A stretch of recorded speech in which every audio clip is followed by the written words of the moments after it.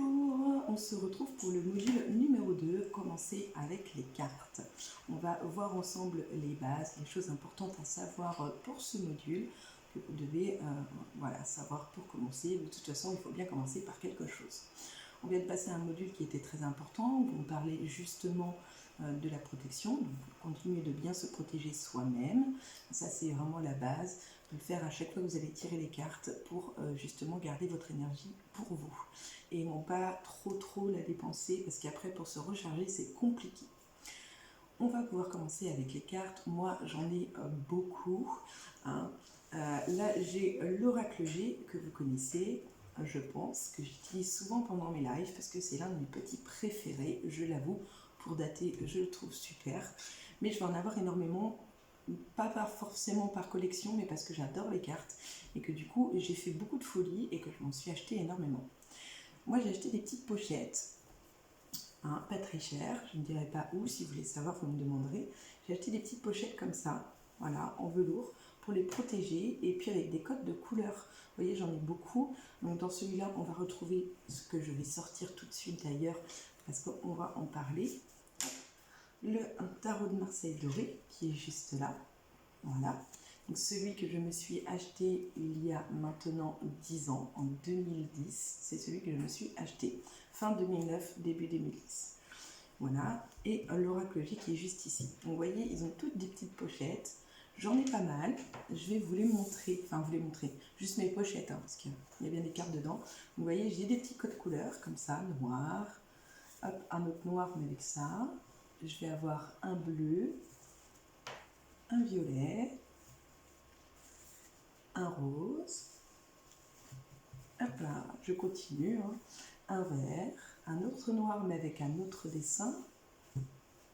Hop. J'ai un marron comme ça, un bordeaux, un autre marron d'une couleur différente. J'ai celui-là. J'ai un blanc, un rouge. Je vais y arriver. Un marron, un bleu turquoise, un violet d'une autre couleur et un gris. Vous voyez, j'en ai beaucoup pour mettre mes petites pochettes. Donc là, on est à 1, 2, 3, 4, 5, 6, 7, 8, 9. Ouh là là, attendez, j'ai plus de main. 9. Je vais y arriver. 9, 10, 11, 12, 13, 14, 15, 16, 17, 18, 19. Et puis je vais en avoir, donc là j'en ai 19, et puis j'en ai 4 d'Isabelle Serre, plus basé sur le signe astrologique. Donc vous voyez, j'en ai 23 en tout. C'est pas mal. Je ne sais pas si je vais m'arrêter là. En tout cas, chaque carte déjà a une signification, chaque jeu de cartes. Déjà, moi, ce qui me plaît le plus dans les cartes, et ce à quoi vous devez faire attention, c'est à l'image. Il faut que ce soit un jeu de cartes qui vous attire. S'il ne vous attire pas, moi je trouve que c'est pas la peine déjà de vous lancer. Il faut que vraiment ça soit un jeu, un tarot, un oracle qui vous parle, parce que c'est limite plus lui qui vous choisit qu'autre chose. Le tarot de Marseille, je prends cet exemple qui est tout simple. Tarot de Marseille, l'ancien tarot de Marseille, les images ne me parlaient pas du tout, je trouvais ça tristounet, j'aimais pas. J'ai préféré prendre le tarot de Marseille doré, donc à l'époque il se faisait encore, maintenant c'est compliqué de le trouver, mais je trouvais que les images étaient beaucoup plus belles, beaucoup plus parlantes, vous voyez comme celle-là. Je les trouvais vraiment magnifiques, voilà, c'était des cartes qui me parlaient tout de suite. Je trouvais que les images étaient plutôt jolies, étaient plutôt réussies, j'aimais bien la qualité. Moi j'avais besoin de ça, donc j'avais besoin d'avoir des cartes qui me parlent, que je trouvais belles, qui m'attiraient tout simplement. Et puis moi je les ai découvertes parce que mon meilleur ami, Anthony, avait justement cela, le tarot de Marseille doré, et j'ai eu la chance de trouver exactement le même que lui à l'époque, donc j'étais contente. Donc première chose, il faut que ce soit quelque chose qui vous parle. Après, vous allez avoir plusieurs cartes différentes. Vous allez avoir des cartes qui sont plus là pour vous répondre à des questions, donc un peu plus comme celle-là, qui sont plus des cartes pour vous prédire des choses. Et vous allez avoir plus des cartes de guidance. Hop. Alors, lequel je vous montre? Ah ah, suspense. Je vais vous montrer... Attendez, parce que du coup, je ne sais même pas lesquelles je vais vous montrer. Je vais vous montrer... Ah si, je sais. Je vais vous montrer les cartes que j'utilise déjà sur ma page, comme ça sera plus simple. Vous voyez, ces cartes-là, c'est l'oracle des sirènes. Et du coup, ce sont plus des cartes de guidance. Elles sont là vraiment plus pour vous guider. Donc, il y a une image que je trouve magnifique. Et vous avez un gros texte et des petits mots en dessous. Donc ça, c'est plus des cartes pour vous guider, savoir si vous allez dans le bon sens, s'il y a un chemin, si vous êtes sur le bon chemin, etc. Donc ça, déjà, il y a deux catégories. La catégorie où est-ce que vous voulez prédire des choses, est-ce que vous voulez guider. Il y a des cartes qui font les deux, par exemple celle-là, elles font les deux, les tarots de Marseille. Vous pouvez autant tirer les cartes qu'avoir une guidance. L'oracle G, vous pouvez un petit peu aussi, mais vu qu'une carte toute seule ne veut pas dire grand-chose, c'est compliqué de plus vous guider. Mais vraiment d'abord, sachez ça, est-ce que vous préférez avoir une guidance, des prédictions, les deux. Donc il faut vraiment d'abord savoir vers lequel se diriger. Moi, quand je conseille aux personnes qui font ma formation et qui veulent commencer les cartes et qui n'en ont pas encore, je leur conseille l'oracle G parce que je trouve qu'il est facile à lire, que les images sont simples, qu'on arrive à les comprendre d'un coup d'œil. Et puis, moi, je trouve qu'elles sont quand même assez faciles à lire. Bien sûr, c'est compliqué après de savoir justement la signification de toutes ces cartes. Mais ça, on verra ça tout à l'heure. Quand on reçoit déjà, quand on vient d'avoir ces cartes, il y a plusieurs choses à faire. La première, une fois qu'on a reçu ces petites cartes, ça va être tout simplement de les regarder. Donc une par une, on va venir les regarder, se demander à quoi elles nous font penser, qu'est-ce que c'est, quel genre de carte c'est, etc. Donc ça, c'est vraiment la première des choses. À quoi ressemble la carte, à quoi elle me fait penser. Moi, généralement, j'aime bien faire ça pour chacune des cartes, petit à petit. Une fois que c'est fait, il faut que les cartes s'imprègnent de votre énergie, à vous, qui vous appartient. Il y a une première possibilité que moi j'aime beaucoup, c'est soit tous les jours vous les mélangez, ce qui est bien. Vous avez aussi de mettre, ça c'était ma maman qui me l'avait dit, de mettre vos cartes donc dans un petit tissu ou justement dans une petite pochette comme ça, et de les mettre sous votre lit toute une nuit. Ça permet de vraiment s'imprégner en fait de vos énergies. Il y a ça. Il y a une autre chose aussi que moi je fais souvent, surtout que moi je travaille tous les jours avec, ça va être de mettre mon énergie dedans. Et il y a des personnes qui se demandent, est-ce que quand j'ai des cartes, est-ce que je peux les donner à quelqu'un d'autre? Est-ce que quelqu'un d'autre peut les toucher?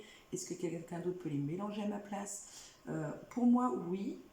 On peut, parce que je trouve ça mieux au niveau des énergies que l'on puisse les mélanger, même si c'est vous après qui les lisez. Pour remettre votre énergie, il y a quelque chose d'assez simple qui se fait.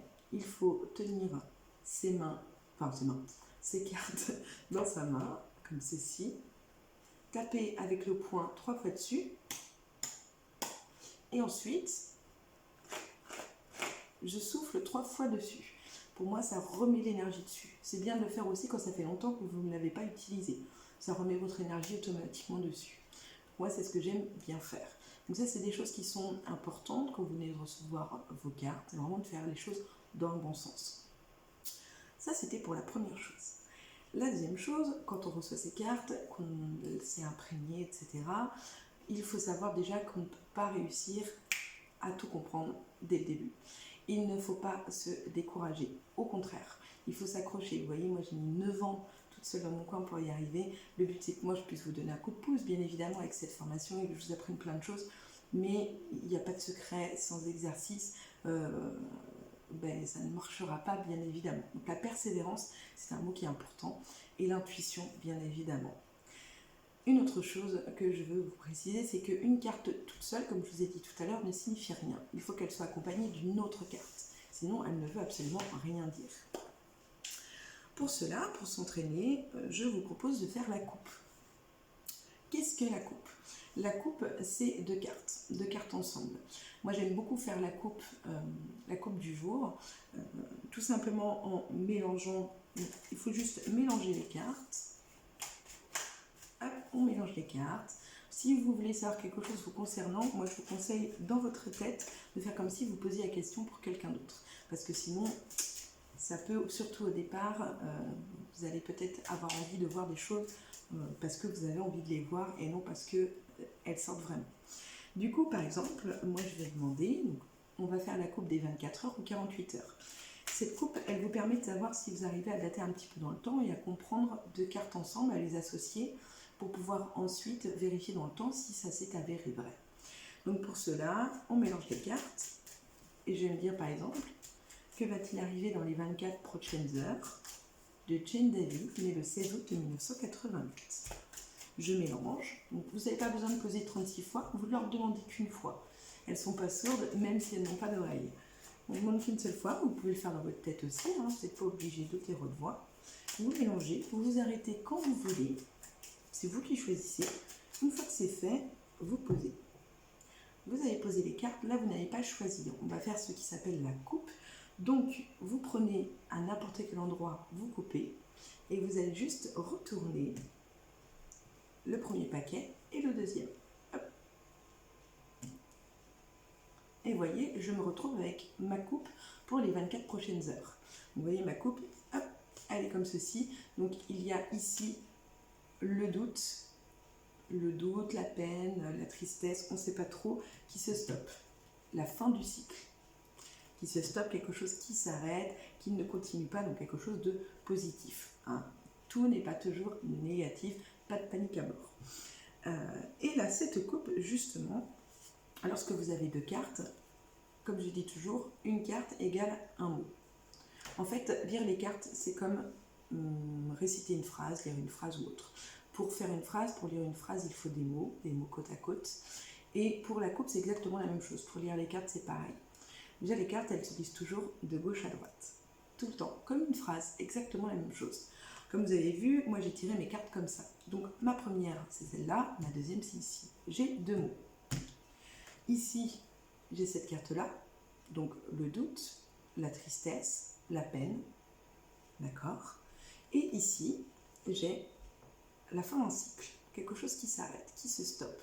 Et oui, parce que la carte de la mort, parce que ça c'est la carte de la mort, ne représente pas toujours quelque chose de négatif, elle peut aussi représenter le changement, la fin d'un cycle. La fin d'un cycle, ce n'est pas toujours négatif, ça peut être pour quelque chose de positif derrière. Donc là, clairement, on est en train de me dire que mon doute, mon stress, ma peine, ma tristesse va se stopper. C'est la fin du cycle. Bon, ok. Mais on va aller un petit peu plus loin. Donc ça, c'est pour les 24 prochaines heures. On va aller un petit peu loin. Vous avez les chiffres en haut. Celle-là, c'est le chiffre 36. Et celle-là, c'est la carte 58. Vous allez additionner vos deux cartes. Donc là, vous voyez, je ne triche pas. Il faut que je compte 36 plus 58. Ça nous fait 60, 64. Ça nous fait 80. Non, 64. Ça nous fait... Si, c'est ça, 94. On va y arriver. 94. L'oracle G s'arrête à 61. Donc il me faut forcément un chiffre en dessous de 61 ou pas plus haut que 61. 94. Je vais encore réduire mon chiffre. Donc j'ai 9 plus 4, ce qui nous fait 13. Et le chiffre 13, si je ne me trompe pas, c'est la carte de l'évolution. J'espère ne pas me tromper. La carte de l'évolution. Donc en fait, on est en train de me dire que, hop, je remets dans le bon sens, que mes doutes, mon stress, mes angoisses, etc., ou ma peine, vont se stopper. Donc c'est la fin d'un cycle. Il y a une évolution qui va se faire. L'évolution est une carte positive. Donc plutôt cool.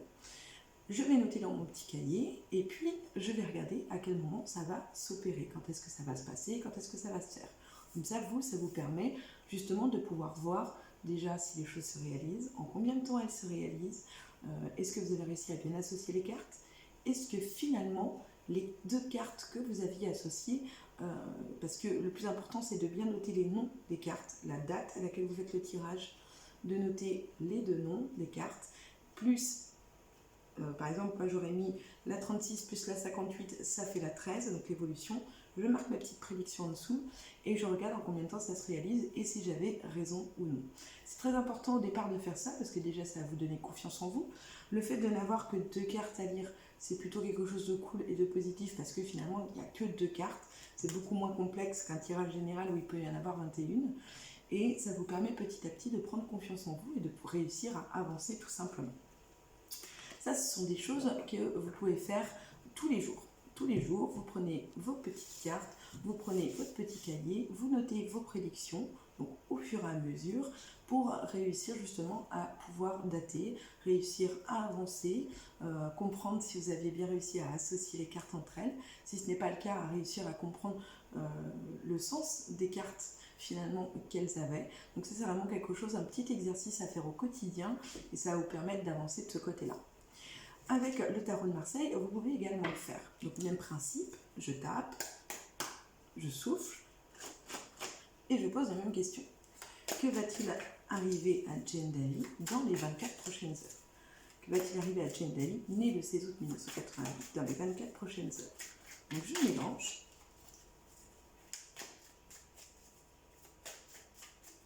Je pose et je tourne. Hop, hop. La seule différence, c'est que avec le tarot de Marseille, on ne peut pas additionner parce qu'il y a les arcanes mineurs et les arcanes majeurs. Donc on ne peut pas additionner les deux, c'est impossible. Donc on va se contenter de 2 cartes. Ici, nous avons l'as de bâton, vous voyez, très jolie carte.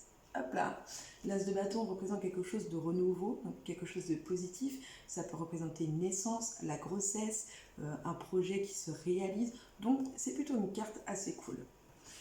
Ici, nous avons le 10 de denier. Le 10 de denier, vous voyez, le denier va représenter tout ce qui est financier. Donc, on est en train de me dire que je vais avoir une bonne nouvelle sur le plan financier dans les 24 prochaines heures. Oh, ça me plairait bien. Un petit projet, voilà, quelque chose qui se réalise et des petits sous qui rentrent. En plus, tout à l'heure, on me parlait de doutes que je pouvais avoir de la fin d'un cycle et finalement d'une évolution. Donc, ça peut être lié, ça peut être une évolution sur le plan financier, les finances qui vont rentrer dans les 24 prochaines heures, alors que ça pouvait peut-être m'angoisser que les finances ne rentrent pas encore, alors qu'on arrive bientôt à la fin du mois. Vous voyez, on peut faire exactement la même chose avec le tarot de Marseille, on peut faire la même chose avec des cartes de guidance, on peut faire, voilà, avec toutes les cartes, vous pouvez faire la coupe. Et moi, je trouve ça super intéressant de pouvoir faire la coupe au quotidien et de faire ces petits exercices. Voilà pour le module numéro 2. Voilà. Oh là là, je m'y perds. Voilà pour le module numéro 2. Donc, entraînez-vous, prenez le temps déjà de faire ça, de noter dans un cahier les résultats que ça peut donner. Et puis, vous verrez petit à petit si déjà vos associations de cartes pourront vous aider. N'oubliez pas que je vous offre le PDF sur l'oracle G, mais également sur le tarot de Marseille. Donc ça vous permet aussi d'avoir un petit guide avec mes petits mots clés à moi, mes petits mots clés à moi, voyons. Et donc n'hésitez pas à noter aussi vous les mots que vous pensez et à quoi vous fait penser tout ça. Voilà pour le module du coup numéro 2. On va pouvoir se retrouver avec le module numéro 3 qui est sur le tirage de la croix de la vérité ou de la croix de vie. En tout cas, c'est un tirage avec 5 cartes pour une question simple. On se retrouve du coup tout de suite avec le module numéro 3. Et si vous voulez faire une pause et regarder plus tard, vous avez le droit aussi. A tout de suite!